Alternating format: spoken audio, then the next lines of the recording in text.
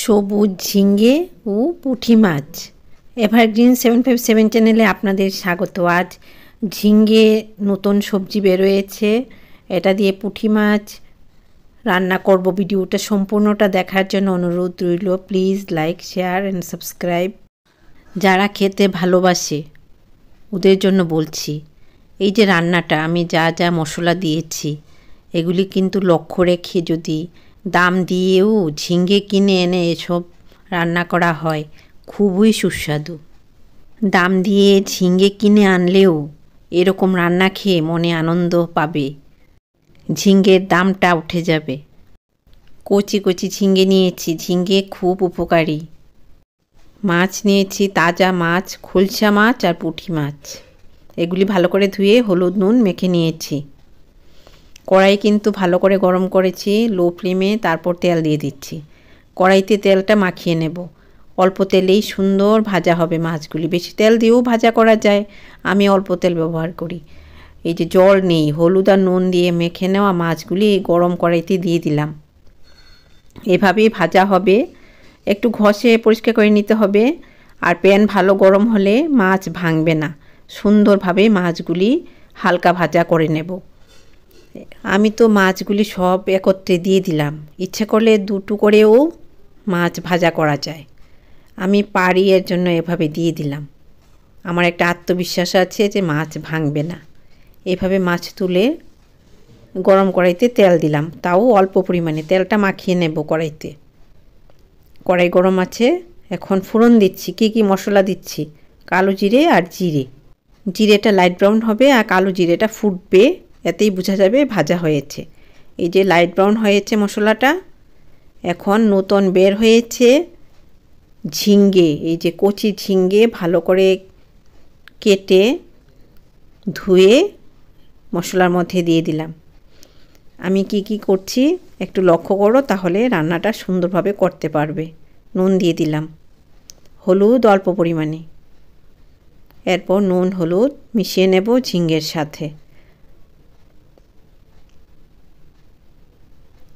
খুব সুন্দর একটি রেসিপি শেয়ার করছি। এভাবে ঢাকা দিয়ে দিলাম। মাছগুলি ভাজা আছে, ঝিঙ্গেটা কিছুক্ষণ পর নাড়াচাড়া করছি। লো ফ্লেমে আছে। লো ফ্লেমে ছুটির দিন রান্না করলে রান্না ভালো হয়। এই সময় মেথি দানা দিয়ে দিলাম। এখন পেঁয়াজ বাটাও সঙ্গেই দিয়ে দিলাম। জারটা যে পেস্ট করেছি মশলাটা, জারটা ধুয়ে জল দিলাম। মেথি দানা, পেঁয়াজ বাটা মিশিয়ে নিচ্ছি ঝিঙ্গের সাথে। খুব সুন্দর এভাবে রান্না করে দিলে সবাই খেয়ে প্রশংসা করবে। খুব সুন্দর একটা রেসিপি, দারুণ। আপনারা এটা রান্না করে খাবেন, আমার খুব ইচ্ছে। দাম দিয়ে ঝিঙ্গে কিনলেও রান্না ভালো হলে ভালো লাগবে খেতে। আবার ঢাকা দিয়ে দিলাম কিছুক্ষণের জন্য। ঢাকনাটা তুলে নাড়াচাড়া করে দিচ্ছি। ঝিঙ্গের থেকেই জল বেরোয়েছে, তাজা ঝিঙ্গে তো। আর এভাবে রান্না করছি। ঝোলের জন্য গরম জল বসিয়েছি, জল দিলাম। ঝোলের জন্য জলটা এভাবেই দেওয়া হবে যে ঝিঙ্গেগুলি সেদ্ধ হবে, মাছ সেদ্ধ হবে, তারপর মাখো মাখো হবে, পাতলা ঝোল হবে না। আরও একটু জল দিলাম। ঝিঙ্গেগুলি ভালো করে সেদ্ধ হতে হবে। ঝোলের জন্য জল দিয়েছি, এর জন্য নুন দিলাম পরিমাণ বুঝে। অল্প করে নুন দিতে হয়, বেশি নুন দিয়ে দিলে কিন্তু রান্না শেষ। অল্প করে দিয়ে দেখে আবার নুন দেওয়া যায়। এভাবে কিছুক্ষণ পরপর নাড়াচাড়া করছি আর ঝিঙ্গেগুলি কীরকম সেদ্ধ হচ্ছে দেখে নিচ্ছি।